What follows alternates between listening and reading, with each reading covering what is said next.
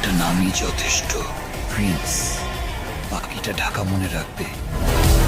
ভাই, একটু কল্পনা করে দেখো তো, একটা মুভি যেটা নিয়ে চারদিকে হাইপ, সুপারস্টার, বড় বাজেট, বিশাল প্রত্যাশা, আর সেই মুভিটাই যদি রিলিজের আগেই বা রিলিজের কয়েকদিনের মাথায় পাইরেসি হয়ে যায়, তাহলে কি হবে? আজ আমরা কথা বলবো প্রিন্স মুভি নিয়ে। এই মুভি দিয়ে যদি সত্যিই ব্যবসা করতে হয়, তাহলে প্রথম আর সবচেয়ে গুরুত্বপূর্ণ যে বিষয়টা মাথায় রাখতে হবে, পাইরেসি থেকে বাঁচানো। বর্তমানে প্রিন্স মুভি নিয়ে মানুষের আগ্রহ তুঙ্গে। এই হাইপটাই যেমন শক্তি, তেমনি এই হাইপটাই আবার সবচেয়ে বড় ঝুঁকি। আমরা আগেও দেখেছি শাকিব খানের তাণ্ডব মুভি সুপারহিট হওয়ার আগেই মাত্র 7 দিনের মাথায় পাইরেসি হয়ে গিয়েছিল। ফলাফল কি হয়েছিল? মুভির ইনকাম, প্রযোজকের লাভ, সব কিছুতেই বড় ধাক্কা।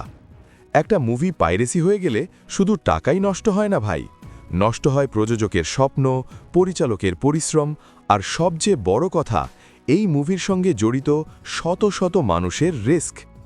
প্রিন্স মুভির ক্ষেত্রেও ঠিক এই জায়গাটাই সবচেয়ে সেন্সিটিভ। এখন যেহেতু শুটিং চলছে, সেট থেকে কোনো ভিডিও ফুটেজ যেন লিক না হয়, কোনো সিন যেন মোবাইল ক্যামেরায় বাইরে না আসে, ইউনিটের ভেতরেই কঠোর সতর্কতা রাখতে হবে। কারণ 1 সেকেন্ডের লিক ফুটেজই একটা পুরো মুভির ব্যবসা ধ্বংস করে দিতে পারে। আপনি যদি চান প্রিন্স মুভি শুধু হিট না, ব্লকবাস্টার হোক, প্রযোজক পরিচালক তাদের বিনিয়োগের স্বীকৃতি পাক, বাংলাদেশি সিনেমা ইন্ডাস্ট্রি আর এক ধাপ এগিয়ে যাক, তাহলে একটাই কথা, পাইরেসির বিরুদ্ধে এখনই শক্ত অবস্থান নিতে হবে।